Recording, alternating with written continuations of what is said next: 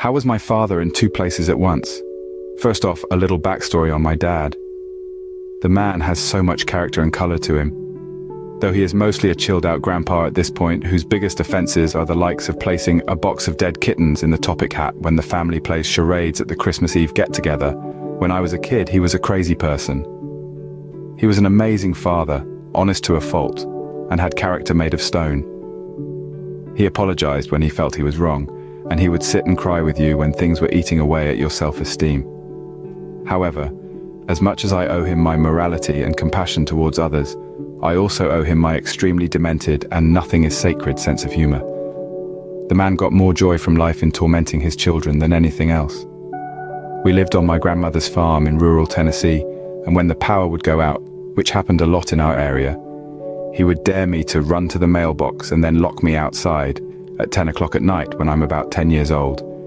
And he would laugh so hard I could hear him over my screams while I banged on the door from the outside, pleading to be let back in. He was the type of dad to wake you up in the morning by revving a chainsaw, change the clocks in the house to make you get ready for school at 2 a.m, and stand on the front porch in his tighty-whities while you were getting on the bus in the morning and yell, "I love you, I'm gonna miss you so bad," in a voice that could only imply that he was suffering from severe brain damage. In other words, he was always looking for a way to scare you, embarrass you, or just make you have such a crazy, unexpected experience that you would be guaranteed to remember him forever. And it worked. I love that man. Now, that was needed for context. And this story takes place in my second to last year on my grandmother's farm. I was 17 and had been working a job in my small town stocking beer coolers and mopping floors at the local gas station. I was driving home from work in my little truck at about 10 p.m. And as I pulled into the driveway, my headlights shone up the hill to my grandmother's house and panned down the hill to the edge of our single-wide mobile home. I stopped immediately, all four tires in the driveway pointing straight to end of that straight stretch of gravel. I could see my dad. His old flatbed truck and my stepmother's minivan were parked pointing to the left at the base of our trailer. He was standing behind them, with his back to my headlights. Our chocolate lab, Cassie, sat at his feet, staring intently at him, paying no attention to the vehicle entering her territory, which was highly unlike her. I only stopped because it was so late, and so unusual for my dad to be outside at this time. It was in the middle of the week. He was usually passed out in his recliner, wearing nothing but his underwear, with the History Channel quietly rambling on about the Civil War by this time. I slowly proceeded down the drive. Our driveway was about half a football field in length, and as I drove slowly toward the bottom of the drive, my dad began to walk, still with his back turned to me, and stepped behind the vehicles, the height of my stepmom's van fully concealing him. It took another 15 seconds from that point for me to reach the end of the drive, and I pulled my truck in on the side of his flatbed, leaving me closest to the road. I grabbed my big gulp and got out of the truck. "Dad?" No response. "Dad?" Still nothing. Immediately I got a bit creeped out, but then thought to myself nearly as quick, "This dude is trying to scare me again. He must think I didn't see him." I got down on my knee and peered under the vehicles. His left boot. Unmistakable. Cassie's back legs and butt right beside him, tail tucked between her legs. I hollered out, "You're doing a crappy job of hiding Dad. I can see your boot sticking out from behind the tire on the van." I watched as his left boot slowly slid to the right until it was concealed behind the tire with the other. Still no response. I called for the dog. "Cassie!" She turned and literally scurried beneath the vehicles to get to me as if she was under heavy gunfire. She was whimpering when she got to me and acting very strange, as if she was terrified.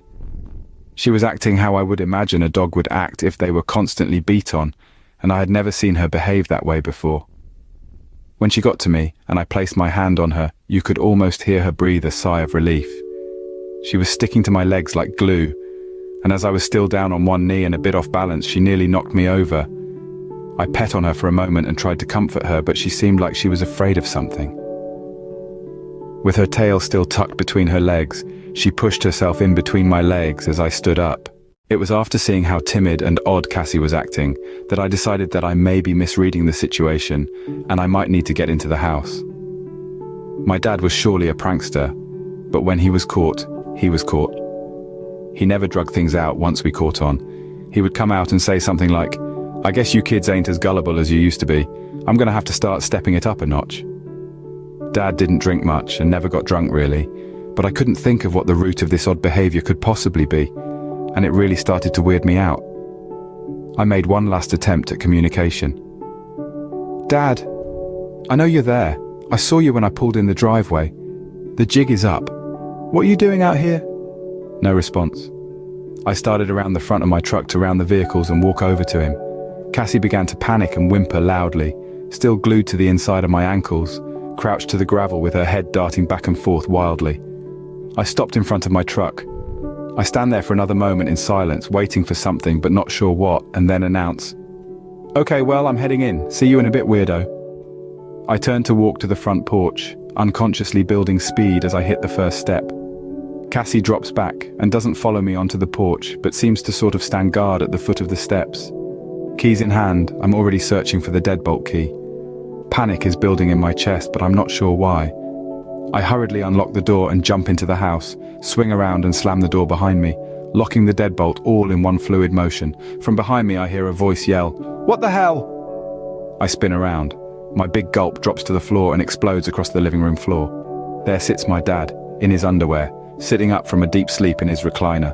I begin to hyperventilate and yell through gasps of air that, "There is a man in the driveway hiding behind the van. I thought he was you. I was talking to him, Dad." I nearly collapsed into the floor. Within 15 seconds, my dad is running out the back door of the house with a spotlight and a handgun, still wearing nothing but his underwear.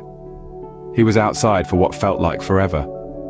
When he came in, he was pale as a sheet. He said someone was definitely out there, but he couldn't see them. He could hear them running, but when he pointed the spotlight in the direction of the footsteps, there was no one there.